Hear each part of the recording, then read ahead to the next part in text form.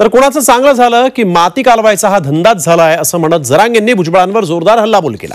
मागासवर्ग आयोग न्यायमूर्ती शिंदे समिती रद्द करण्याची मागणी छगन भुजबळांनी केली। तसंच ओबीसी हक्कासाठी न्यायालयीन लढाई लढली जाईल असा इशाराही छगन भुजबळांनी दिला। त्यावरून जरांगेंनी जोरदार पलटवार केला।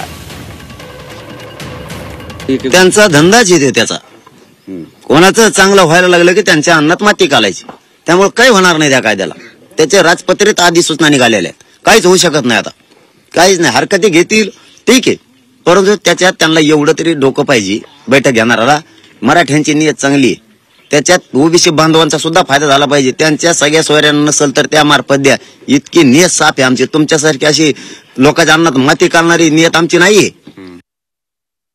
खरं म्हणजे मुख्यमंत्र्यांची भूमिका ही संपूर्ण सरकारची भूमिका असते, आणि जेव्हा एखादा मंत्री मुख्यमंत्र्याच्या विरुद्ध किंवा सरकारच्या विरुद्ध भूमिका घेतो तेव्हा त्याला बरखास्त करण्याची परंपरा आहे।